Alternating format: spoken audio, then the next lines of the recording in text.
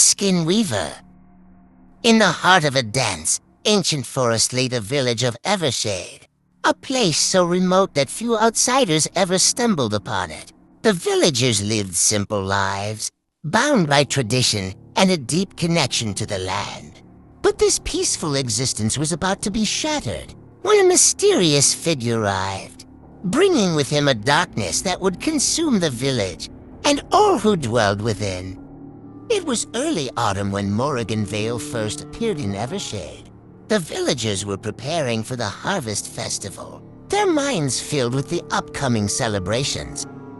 Morrigan, an impeccably dressed man in his late 40s, set up shop in an old, abandoned tailor's house at the edge of the village.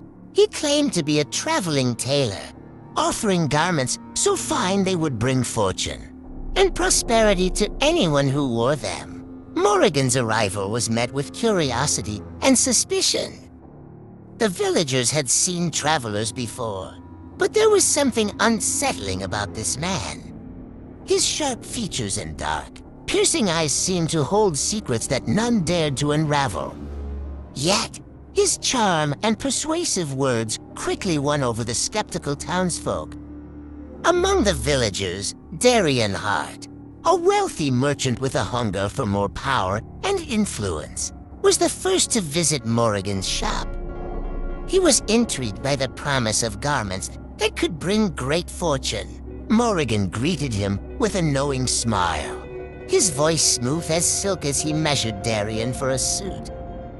"You'll find this fabric is like nothing you've ever worn before," Morrigan said, his hands moving deftly as he cut and stitched. "It's made from the finest materials, imbued with a special touch that will change your life." Darian felt the fabric against his skin. It was soft, almost alive, as if it were breathing. He paid Morrigan a hefty sum and left the shop, eager to see the promised fortune.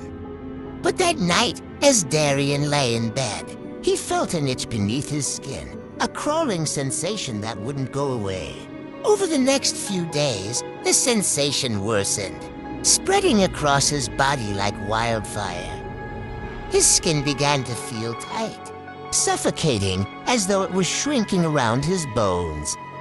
Panic set in, but no doctor could explain the cause of his suffering. And then, as he stared into his mirror one night, Darian watched in horror as his reflection began to change. His skin was no longer his own. It was the fabric of the suit, merging with his flesh. He tried to scream, but the fabric wound tighter, suffocating him until he was silenced forever. The next morning, Darian's home was empty, his body nowhere to be found. The suit he had worn was neatly folded on his bed, ready for its next victim. Elara Thorne, a young and talented seamstress in the village, noticed the sudden disappearance of Darian and the strange whispers that began to circulate. Elara was known for her sharp eye and dedication to her craft. She had admired Morrigan's skill from a distance, but something about the tailor unsettled her. She decided to keep a close watch on him, suspecting that the recent events were connected to his arrival.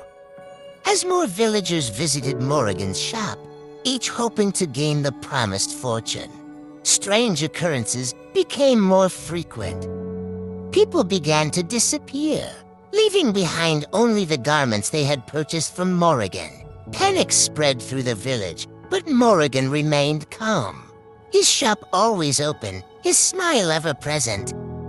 Elara, determined to uncover the truth, sought out Lenore Gray, a wise and elderly woman known for her knowledge of local folklore.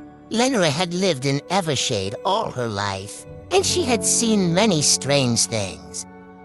When Elara confided in her, Lenore's expression grew grave.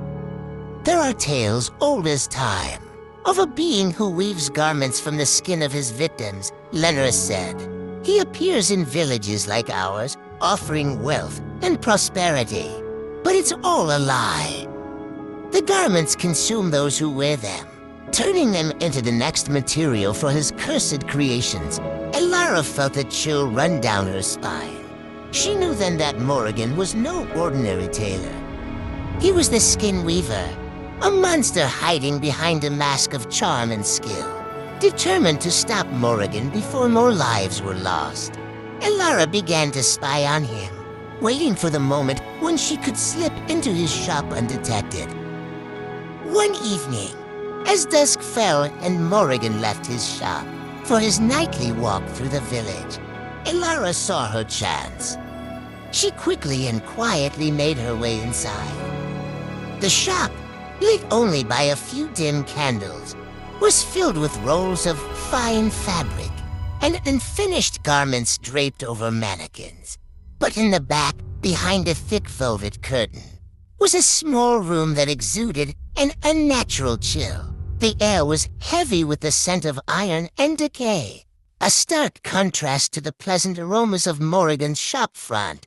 In the center of the room stood an ancient loom, unlike any Elara had ever seen.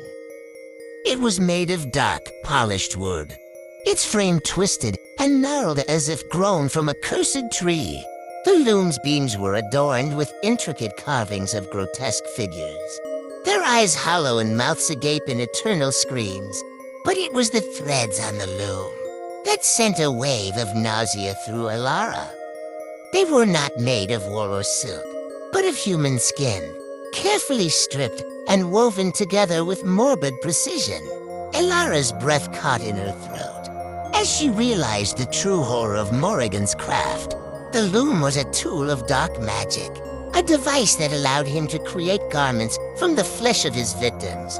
Each thread told a story, a life that had been consumed and woven into a new form, a garment that would eventually consume the next wearer. As she moved closer, Elara saw a half-finished garment on the loom, its surface shifting and writhing as though it were alive. She could almost hear the faint whispers of the souls trapped within, begging for release. Elara knew then that she had to destroy the loom to break the curse. But as she reached out to touch it, the room grew colder and the shadows deepened. Morrigan's presence loomed over her, his voice a low, menacing whisper. "You found my secret, Elara," Morrigan said, stepping out from the shadows. His eyes gleamed with malice, and the air around him crackled with dark energy. "But it's too late for you. The loom hungers for new material." Elara's heart raced as Morrigan advanced toward her. She knew she had only one chance to destroy the loom and stop him. Summoning all her courage, she grabbed a pair of shears from a nearby table and slashed at the threads on the loom. The room erupted in a cacophony of anguished screams as the threads snapped and unraveled. The half-finished garment on the loom writhed and twisted, the trapped souls within crying out for release. Morrigan let out a roar of rage, his form shifting and warping as the dark magic that sustained him began to falter. "You foolish girl," Morrigan hissed, his voice distorted and echoing as the power of the loom waned. "You cannot destroy what has been woven for centuries. The loom is eternal, and so am I." But Elara was undeterred. She slashed at the loom with all her strength, severing the remaining threads. With each cut, Morrigan's form grew weaker, his body dissolving into a shadowy mist. The loom, once a tool of unimaginable power, began to splinter and crack, the dark magic within it unraveling. In a final act of desperation, Morrigan lunged at Elara, but his hand passed through her as if he were no more than a ghost. With one last scream of defiance, Morrigan Vale was consumed by the shadows, his body dissolving into nothingness. The loom, now a shattered ruin, collapsed to the floor, its power broken. When the dawn broke, Morrigan's shop was nothing more than a smoldering ruin. The villagers, unaware of the battle that had taken place, gathered around in confusion. They found Elara standing amidst the ashes, weary but victorious. With Morrigan's death, the curse was lifted, and the villagers who had disappeared were finally laid to rest. The garments that Morrigan had crafted over the centuries had turned to dust, their dark power extinguished.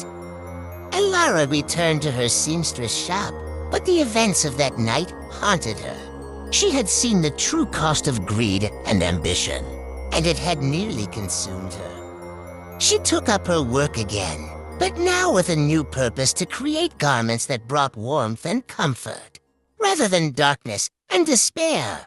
The villagers slowly returned to their normal lives, but the tale of the skin weaver was never forgotten. It became a cautionary story, passed down through generations. A warning against the dangers of desire and the perils of trusting strangers who promise too much. In the end, the story of the skin weaver teaches a grim lesson that the pursuit of wealth and power can lead to one's downfall. Morrigan Vale, once a simple tailor, became a monster because of his insatiable desire for immortality. His victims, too, were consumed by their own greed, blinded by the promise of fortune until it was too late. Elara's bravery saved the village of Evershade, but she paid a heavy price. She learned that true power lies not in wealth or status, but in the kindness and compassion we show to others. And so, the loom of the skin weaver was destroyed, but its memory lingered. A reminder that darkness can be found in the most unexpected places. And somewhere deep within the forest, the whispers of the trapped souls faded into the wind, finally at peace after centuries of torment. The stories may end, but the nightmares continue. Sleep soundly, if your mind lets you.